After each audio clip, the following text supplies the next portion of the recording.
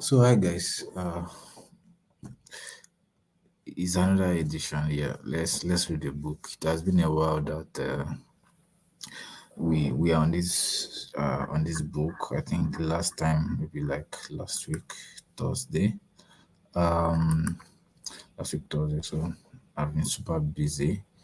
I want to take these moments, just maybe like 30 minutes, it's even like 30 minutes to go through chapter two, then we look for another time. So yeah, let's get to it fast. Let's get to it. So I hope you can see my screen now. Yeah. So okay, I didn't save the our jottings, but I think it doesn't matter. It's better, maybe better. So this is a summary of chapter one. I think it might just be fine if we go through them. So summary. This chapter one summary. Interfaces are contracts that define how two systems should interact with one another. Now, I want us to know some things here. Yeah, where's that guy now? Comment. Pencil. Now, interfaces. Interfaces is now what connects how two systems connect together. Now, the author is saying is a contract. It is a contract, and it is a contract because if you use your phone and you already mastered the way you press your phone, maybe the power button is here, you get it, maybe the power button is here, you do something, the scroll key is here, the scroll now, the volume key. Now if you just wake up without anybody telling you something and you just find that these three buttons are no more here, that same phone, you just wake up and you pick your phone, they're not there, you it's going to destabilize you. That's the same way interfaces are, because people that are building backend, that are building APIs, they have the rights. We said it's a black box. We don't know what is going on there. Let's say when you put one, they multiply it by 10. Let's say they multiply it by 10 and they give you 10. Let's say 20. Let's say 25. If you give you two, if you put in two, they multiply by 25 to give you 50. So you knew that, you understood that what they have been doing is 25. That's what it's supposed to be. You just wake up one day and you put two, and they are now multiplying by, let's say, 36. They've changed the contract. Do you get it? Or even apart from that, that's not even the interface. That is not the interface. Let's talk about the interface itself. Let's say let's talk about the interface. I think I just spoke about the system itself, but they're talking about the interface. The interface itself. Now, about the interface, I've talked about the interface here, right? Yeah, I talked about the interface. So let me take it off. Now, let's talk about the interface. Yeah. So now you used to have this just one input, then they give you output. Now, in the output they give you, maybe it has like three properties. And in the input that you give, you just give one property, like one parameter, you pass in one argument. They process it here. You get it? They process it here. Now you just woke up one day that you called this guy, you called it with one argument, and it was throwing an error. Instead of it processing your request. So you reach out, maybe you read their documentation or something, then you found out that your input now requires two things, which is required. Like, it's required for you to pass two arguments. So they've changed the contract. The contract is one input property processes give me three output properties. but did not change the contract into two input properties. So is a contract. You should not change the contract just because you feel that you can change it because you have the power. Because a lot of people, a lot of systems are connected to it, and they are following the contract that you are already laid down. So that's where versioning comes in, but we'll get there, I believe so.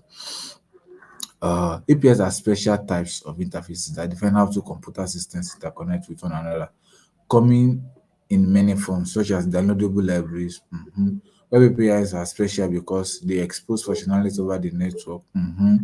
Resource-oriented are a way of designing APIs to reduce complexity by relying on a standard set of actions called methods across a limited set of things. You remember the resources that we discussed about in the book, where especially the naming. If you say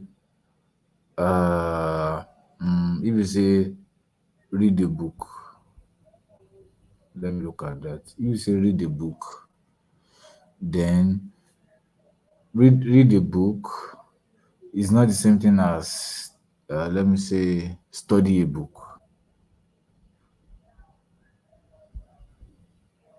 or read the text. Read the text could also do read a book.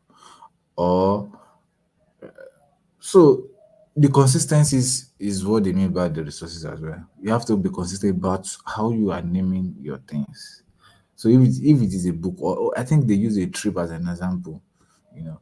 So yeah, what makes APIs good is a bit ambiguous, but generally a good API has are operational, expressive. I think we've spoken about one in the last video, the last time we read. So let's go to chapter 2. Introduction to API design patterns. This chapter covers API design pattern, what an API design pattern is, why API design patterns are important, the anatomy and structure of an API design pattern. Designing an API without designing without design patterns. Designing an API with and without a design pattern. So we look at what happens when we use design patterns, what happens when we don't. So what is design pattern? That's the first thing. Then we look at why do we need a design pattern. Then we now look at what makes up the structure and API design pattern. So we now look at how to design an API with a pattern or without a pattern.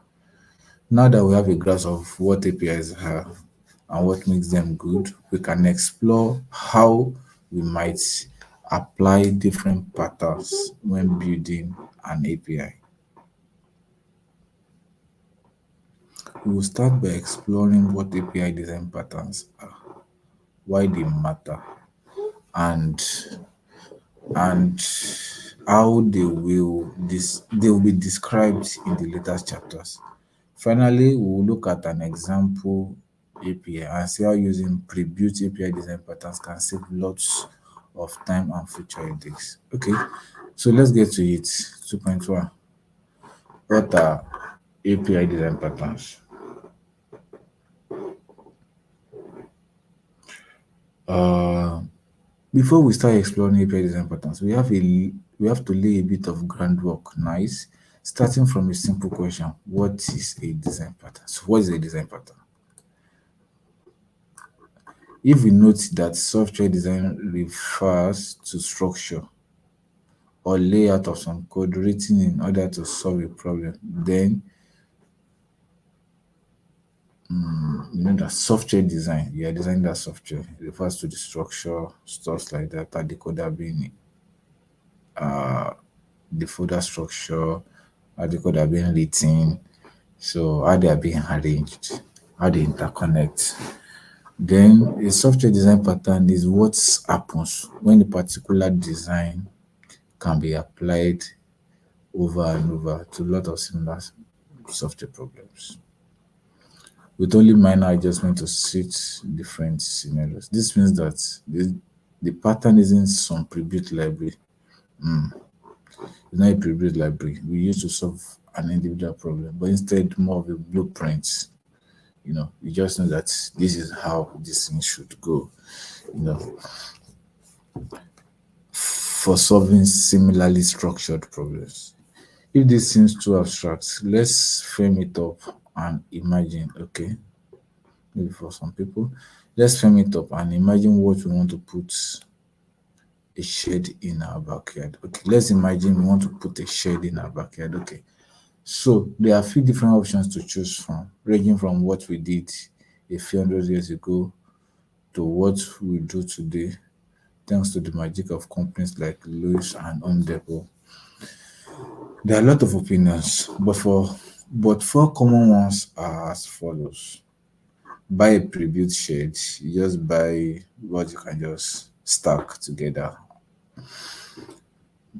Buy a shed kit. Assemble it yourself. Okay, this is what I was talking about. Assemble a shed kit. Pre-built shed, they'll just bring it as a whole. This one, a shed kit, like the members will be packed maybe in a box, delivered to you. Then you follow a kind of manual, stack it, and you have your shed. Buy a set of shed blueprints. Modify the design as necessary, then build it yourself. Design and build the entire shed from the scratch. I think we have these four options. If you think of this in terms of their software equivalent, they will range from using a preview of the shelf software package.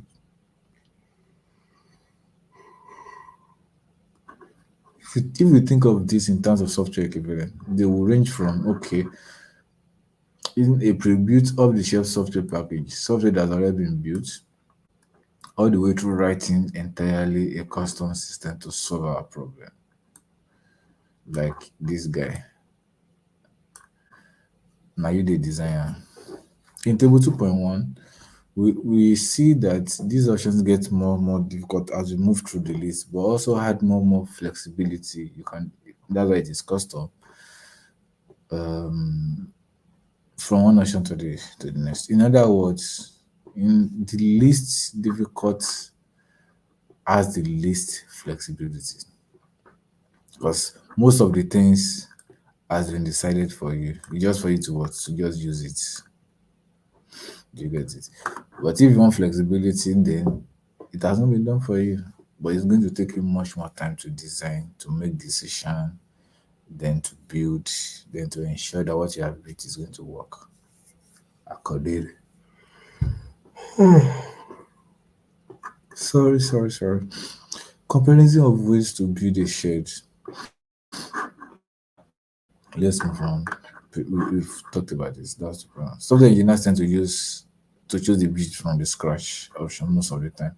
Sometimes this is necessary the use case, because the use case is so specific to them. Maybe particularly in cases where the problem we are solving are new. Other times, this choice wins out in a cost benefit analysis because our problem is just different enough, you see, specific, like I was saying that time, to prevent us from relying on one of these options. And still, other times, we know of a library that happens to solve our problem directly, and we choose to rely on someone else having already solved the problem at time. Yeah, we have some libraries like that.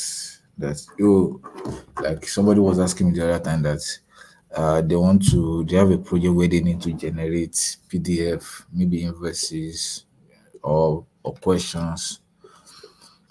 So, sorry, I have a call. I need to pick this call. 1 minute.